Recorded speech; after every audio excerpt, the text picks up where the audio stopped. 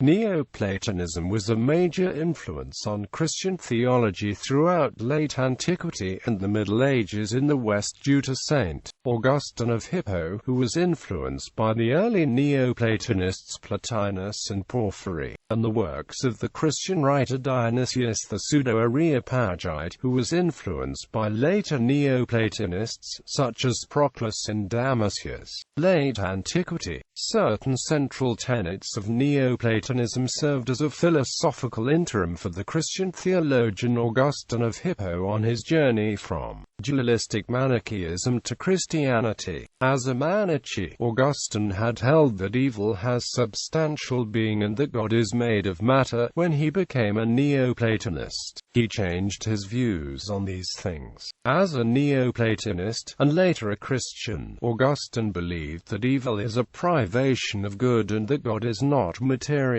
Perhaps more importantly, the emphasis on mystical contemplation as a means to directly encounter God of the One, found in the writings of Plotinus and Porphyry, deeply affected Augustine. He reports at least 2 mystical experiences in his Confessions which clearly follow the Neoplatonic model. According to his own account of his important discovery of the books of the Platonists in Confessions Book 7, Augustine owes his conception of both God and the human soul as incorporeal substance to Neoplatonism. When writing his treatise on true religion several years after his 387 baptism, Augustine's Christianity was still tempered by Neoplatonism, but he eventually decided to abandon Neoplatonism altogether in favor of a Christianity based on his own reading of Scripture. Many other Christians were influenced by Neoplatonism, especially in their identifying the Neoplatonic One, or God, with Yahweh. The most influential of these would be Origen, who potentially took classes from Ammonius Saccas,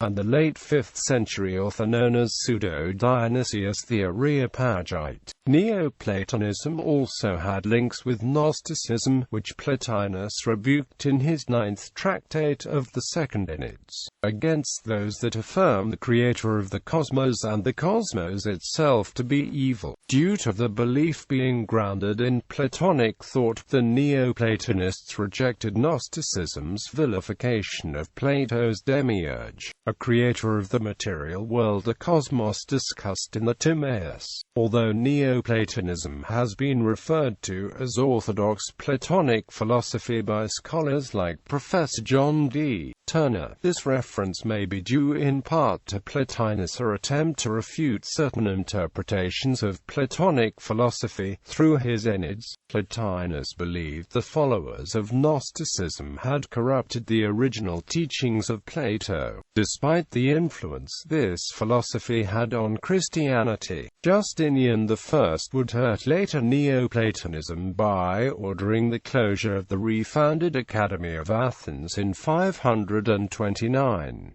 Middle Ages. Pseudo-Dionysius proved significant for both the Byzantine and Roman branches of Christianity. His works were translated into Latin by John Scotus Erasugina in the 9th century. Neoplatonism in Orthodox theology. For the days of the early Church until the present, the Orthodox Church has made positive selective use of ancient Greek philosophy, particularly Socrates, Plato, Aristotle and the Stoics.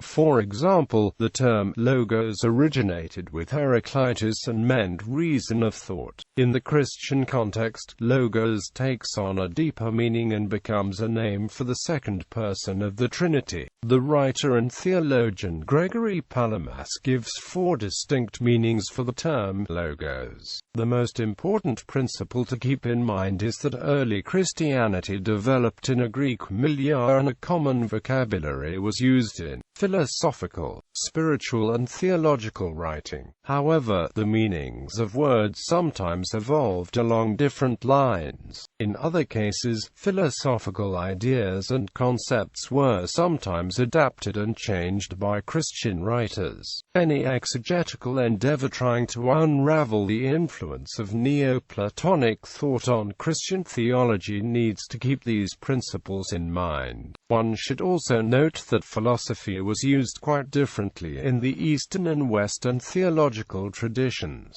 The writings attributed to Dionysius the Areopagite are among the most enigmatic works of late antiquity. Byzantine scholars such as Gregory Palamas cited Dionysius especially in matters of mystical theology such as theoria, the divine energies and the unknowability of God. At present, modern theologians and philosophers are still debating whether Dionysius was a Neoplatonist with Christian influences or a Christian writer with Neoplatonic influences. Among Orthodox scholars, the later view seems to be shared by such writers as Andrew Louth and Vladimir Lossky. However, other Orthodox scholars such as John Mindorf believe that the Neoplatonism of Dionysius exerted both positive and negative influences on Orthodox theology. Mindorf maintains that Dionysius has led to some confusion in the areas of liturgical and ecclesiological formulations. Renaissance. Marsilio Ficino, who translated Plotinus, Proclus, as well as Plato's complete works into Latin, was the central figure of a major Neoplatonist revival in the Renaissance. His friend, Giovanni Pico della Mirandola, was also a major figure in this movement. Both were students of Jewish mystical Kabbalah, which was heavily influenced by Neoplatonism. Renewed interest in Platinian philosophy contributed to the rational theology and philosophy of the Cambridge Platonist circle. Renaissance Neoplatonism also overlapped with or graded into various forms of Christian esotericism. Christoplatonism. Christoplatonism is a term used to refer to a dualism opined by Plato, which influenced the Church, which holds spirit is good but matter is evil. According to author Randy Alcorn, Christoplatonism directly contradicts the biblical record of God calling everything he created good.